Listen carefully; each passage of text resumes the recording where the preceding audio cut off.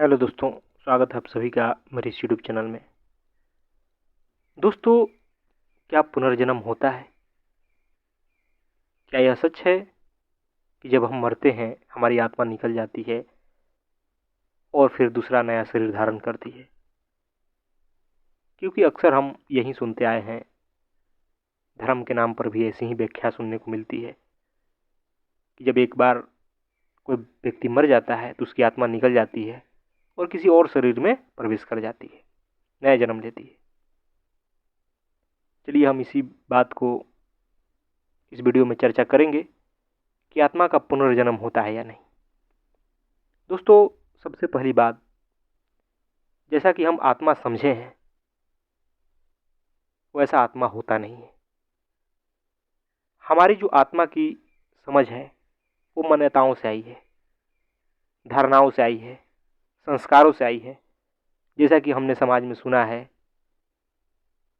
जैसा कि लोगों ने हमें बताया, वैसा हमने समझ लिया कि हमारे भीतर एक आत्मा होती है, वो मर जाती, हमारा जब शरीर मर जाता है तो आत्मा निकल जाती है, वो कभी मरती नहीं है, वहीं दूसरा जन्म धारण कर लेती है। लेकिन ऐसा बात नहीं है। आत्मा एक स्थिति का नाम है। जब हमारी चेतना वहाँ तक पहुँचती है, परम चैतन्य को ही आत्मा कहा जाता है। यानी कि एक अवस्था है, और आत्मा न आपकी अलग है न मेरी अलग है। ऐसा नहीं है कि आपकी आत्मा अलग है और मेरी आत्मा अलग है। आत्मा बस आत्मा होती है। हर व्यक्ति आत्मा तक पहुँच सकता है जब उसकी चेतना शुद्ध हो जाती है। हमारे में और आप में भेद इसलिए है क्योंकि आपकी चेतना अलग है, मेरी चेतना अलग है, अमीर गरीब की चेतना अलग अलग है। एक देश में रहने वाले व्यक्ति की चेतना अलग है, दूसरे देश में रहने वाली व्यक्ति की चेतना अलग है। चेतना परिस्थिति के अनुसार, समय के अनुसार, जगह के अनुसार बदलती रहती है, अलग अलग पाई जाती है। लेकिन वहीं जब चेतना विशुद्ध हो जाए,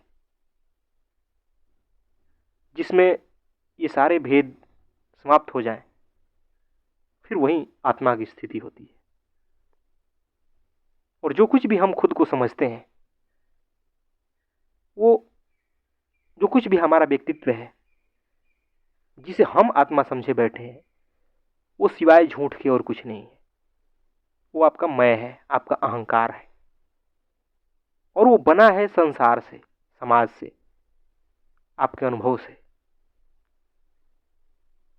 जो खुद को आप माने बैठे हो, उसका निर्माण ही झूठ से हुआ है। वो कैसे आत्मा हो सकती है? वही तो बाधा है आत्मा होने में।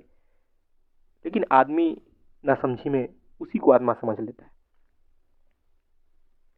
लेकिन वो भूल जाता है कि जो आपका व्यक्तित्व है वो संसार की देन है, और वो जन्म के बाद मिला है। धीरे धीरे धीरे धीरे बचपन से संस्कारित होते होते होते, ज्ञान पाते, पढ़ते लिखते, देखते सीखते, आपका यह मैं बना हुआ है। आप बने हो, आपका व्यक्तित्व बना है। वो पीछे भी नहीं था और मरने के बाद भी नहीं रहेगा, समाप्त हो जाएगा। ऐसा नहीं है कि आप पिछले जन्म से वो लेके आए हो। वो यहीं इसी दुनिया में बना है, और जब आपके शरीर की मृत्यु होगी तो वो वहीं समाप्त हो जाएगा, मिट जाएगा। तो इसलिए ये विचार छोड़िए, ये मान्यता छोड़िए कि आपके भीतर आत्मा है। आत्मा कोई भौतिक चीज नहीं है, वो आपके शरीर के भीतर है। और कितने मूर्ख लोग इसको सिद्ध करने पर लगे हुए हैं कि शरीर में आत्मा होती है। कितने लोग उसका वजन बताते हैं। कितने नास्तिक जो हैं वो ये साबित करने में लगे हैं कि देखो, आत्मा नाम की कोई चीज नहीं होती।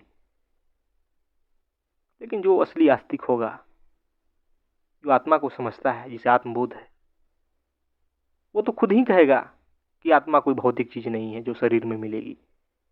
क्यों शरीर में ढूंढ रहे हो? वो समझ की एक स्थिति है, वो चेतना की स्थिति है, और वहां हर व्यक्ति पहुंच सकता है, बशर्ते कि अपनी चेतना को शुद्ध कर ले। आत्मा किसी की भी अलग अलग नहीं होती है, न व्यक्तिगत होती है। आत्मा आत्मा होती है, और जो जिसे आत्मबोध होता है वो सभी एक ही जगह पर होते हैं। आत्मा में कोई भेद नहीं है। आत्मा की ना कोई जन्म होती है, ना कोई मृत्यु होती है। वो अटल है, सत्य है। ये तब समाज में तमाम तरह की जो मान्यताएं हैं आत्मा के बारे में, वो झूठ है। क्योंकि आत्मा व्यक्तिगत होती ही नहीं है। तो इसलिए इस बात को समझने की जरूरत है। पुनर्जन्म कहा जाता है कि आत्मा का नहीं, प्रकृति का होता है। जो हमारा मैं है उसी का पुनर्जन्म होता है। कल तक आप किसी के बेटे होते हैं, फिर किसी के मित्र बन जाते हैं, किसी के पति बन जाते हैं, फिर बाप बन जाते हैं,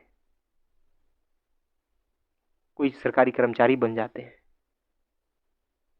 कोई नागरिक बन जाते हैं कहीं का।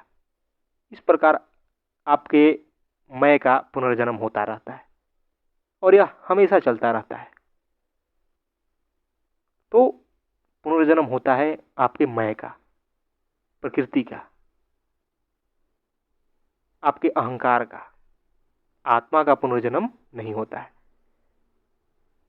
ये बातें समझने में थोड़ी मुश्किल होगी, पर जिसे आत्मा की समझ है, जिसे सत्य का बोध है, वो समझ सकता है कि आत्मा पुनर्जन्म नहीं लेती है। आत्मा आत्मा होती है। अगर आत्मा जैसी शब्द न भी हो तो भी वो स्थिति होती है। इसलिए इस मान्यता को हमें त्यागना चाहिए। हो सकता है कि जो आशाओं में जीते हैं उनके लिए बड़ा यह दुखद लगे, क्योंकि उन्हें लगता होगा कि चलो इस जन्म में कुछ नहीं पाए, अगले जन्म में मिलेगा। या जो ये मान कर चलते हैं कि मैं तो गरीब इसलिए हूँ, पूर्व जन्म में पाप किया था, या मेरे साथ ये दुर्घटना हो रही है क्योंकि पूर्व जन्म में ये पाप किया था या वैसे कर्म किया था, उन्हें बड़ा निराशा मिल सकती है। क्योंकि आप जो कुछ भी इस जन्म में हैं वो इसी जन्म का परिणाम है। उसके लिए हो सकता है कि समाज जिम्मेवार हो, आपकी कंडीशनिंग जिम्मेवार हो, आपकी मान्यता जिम्मेवार हो। दुख का कारण और कोई नहीं होता, यही सब होता है।